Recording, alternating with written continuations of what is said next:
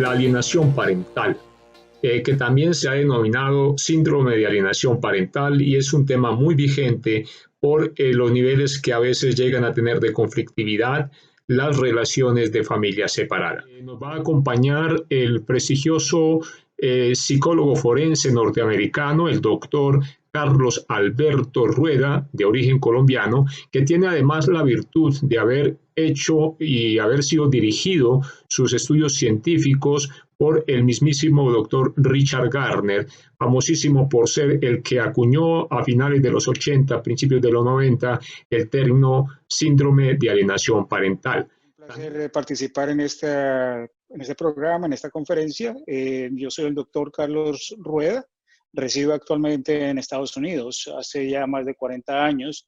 Tengo una maestría y un doctorado en psicología forense. Y también me especialicé, en español sería alienación de los padres. Tuve la oportunidad y el gran gusto de conocer al promotor, al pionero en este tema, al doctor Gardner, en New Jersey.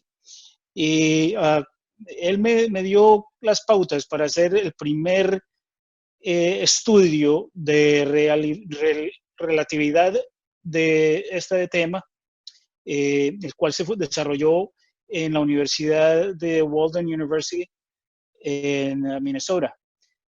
Me he especializado en esta categoría y he hecho infinidad de apariciones en cortes de familia, he asistido a abogados en este tema y también escribí varios artículos. Uno de ellos ha sido mencionado más de 22 veces por parte de otros peritos y otros especialistas alrededor del mundo. En el tema mismo del desarrollo y la percepción de lo que es la alienación parental, ¿cuál ha sido la evolución que usted ha percibido, que usted conoce, tanto en su práctica, digamos, profesional, científica, y también como, me imagino, terapista, ¿cierto?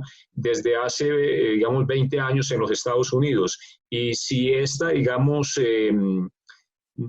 alienación parental como tal está plenamente establecida en la jurisprudencia y en la práctica profesional de la psicología forense de los Estados Unidos.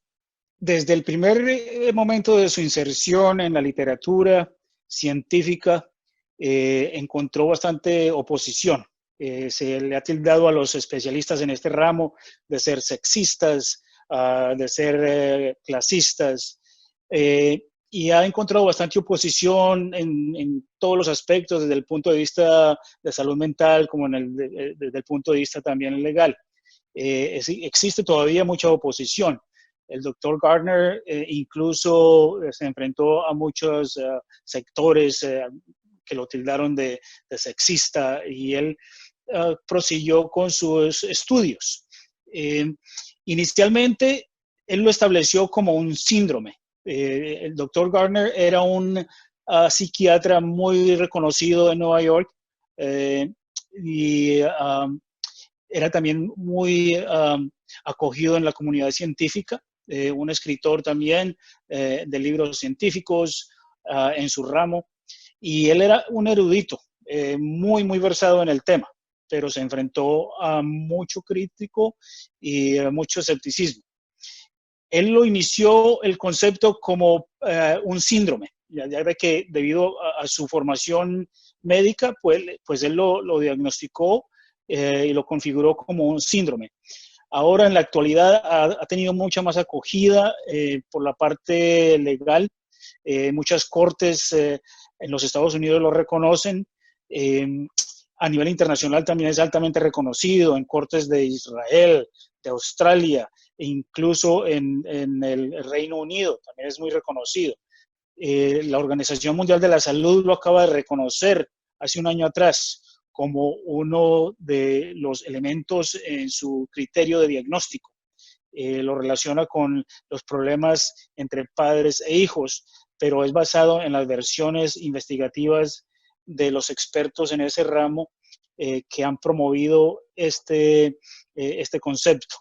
En la actualidad se conoce más bien como alienación parental de los padres y se ha relegado a un segundo plano el término de síndrome.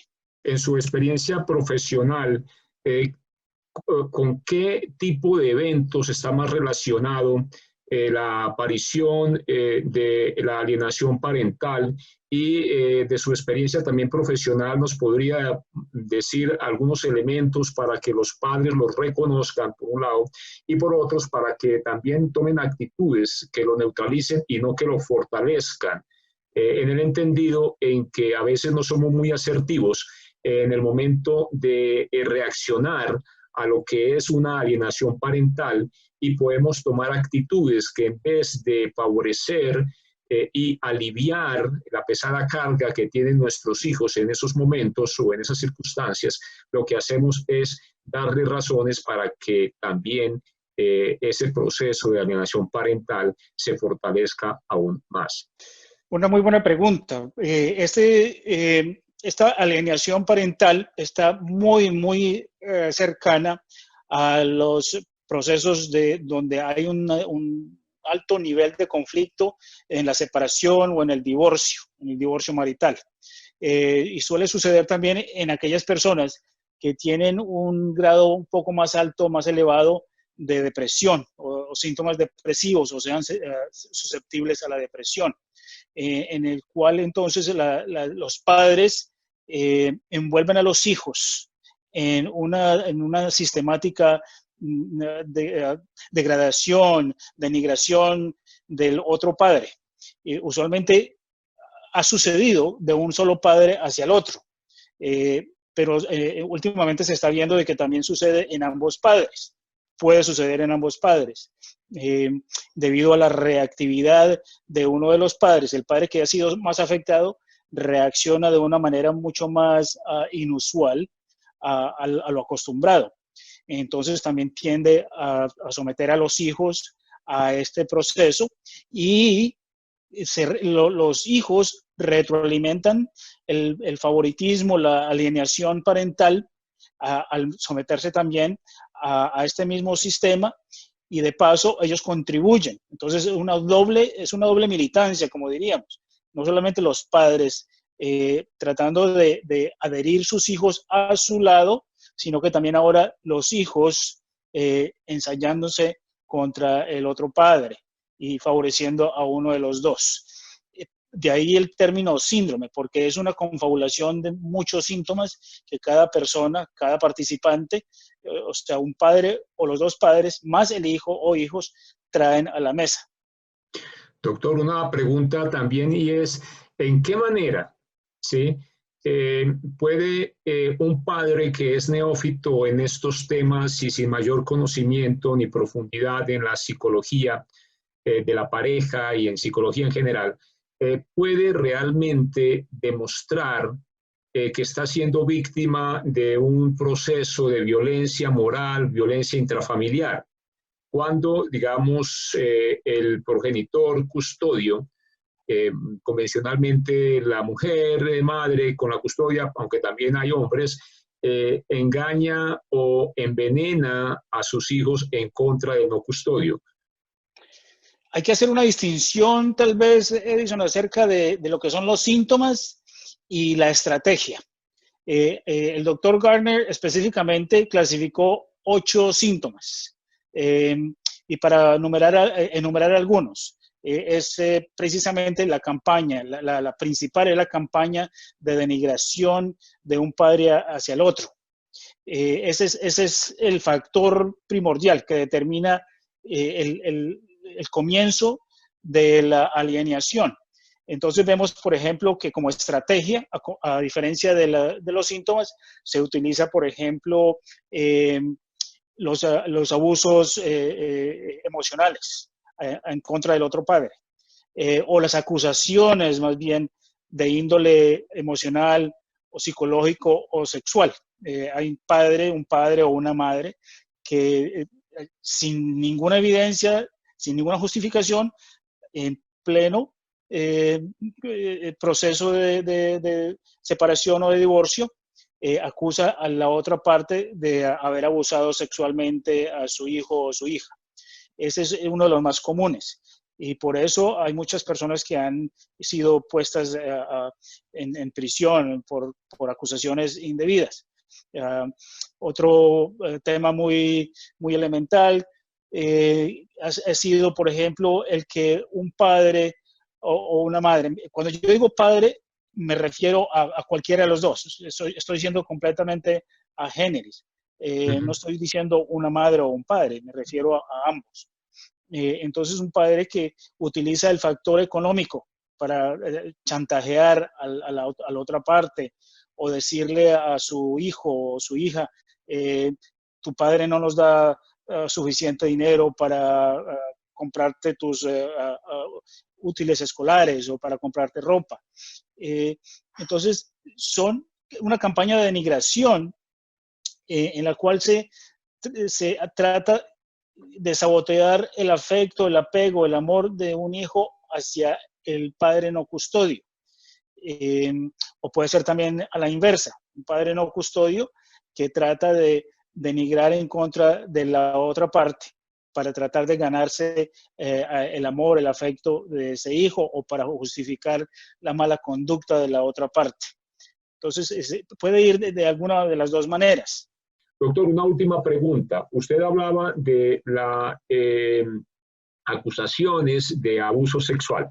Hay una preocupación a nosotros que siempre no nos deja, y es el tema de que los denigrantes, los negacionistas, normalmente utilizan el tema de que el SAP, o la alienación parental, es un cuento de padres abusadores para evitar la acción de la justicia. ¿Cómo lograr, cierto, entender cuando realmente un padre abusador sexual está tratando de usar la investigación científica acerca de la alienación parental para eximirse de responsabilidades penales? Bueno, es una pregunta bastante cargada y bastante compleja de responder. ¿Por qué? Porque para esto no nos podemos limitar solamente a la entrevista de una de las partes. Hay que entrevistar de manera objetiva, científica, a las partes envueltas. Entonces hay que entrar a una investigación forense muy detallada e incluso se han tomado casos donde hay que incluir una evaluación médica para comprobar de que si haya existido tal vez desafortunadamente una penetración o alguna otra, que haya alguna otra indicación física, una evidencia física de que sí existió tal acto. Pero esto es una entrevista que no se hace muy a la ligera y debe ser llevada a cabo por profesionales en el ramo, porque hay otros profesionales que no entienden de esta materia y lo que hacen es añadirle más fuego a la hoguera. Más incertidumbre. Doctor, aquí hay precisamente con frecuencia ve uno una discusión en la rama de la psicología, donde hablan de la gran diferencia que hay entre una entrevista psicológica y un diagnóstico de psicología forense, que es de mucho mayor profundidad, de mucho mayor envergadura para poder realmente orientar una decisión jurídica. No sé si en Estados Unidos se presente igual, digamos, inconsistencia en que con frecuencia un operador de justicia de familia, un defensor, un comisario, inclusive un juez, pueda llegar a darle un valor, digamos, probatorio, un diagnóstico psicológico, que normalmente, pues, es la versión de la persona que está hablando sin tener, digamos, en cuenta realmente una investigación científica que permita dilucidar detrás de esas apreciaciones qué es lo que realmente haya podido pasar. ¿Qué nos diría al respecto? ¿Cómo se maneja en los Estados Unidos? Sí, esto va a suceder en cualquier parte del mundo, en cualquier sitio donde haya un inexperto en la materia, va a hacer una evaluación muy liviana de un perfil psicológico. Pero una evaluación forense va mucho más allá de lo presentado. Afortunadamente, en nuestro medio en Estados Unidos, las cortes, los magistrados toman muy en serio la participación de un experto. y no van a descalificar por ningún motivo la apreciación profesional, objetiva de este experto en la materia en la que se desenvuelve. Entonces no tenemos esa preocupación. E incluso si hubiese esa tergiversación en los magistrados, habrían otras instancias donde se podría apelar de manera judicial cualquier fallo. Pero afortunadamente gozamos con un estado de justicia muy, muy saludable.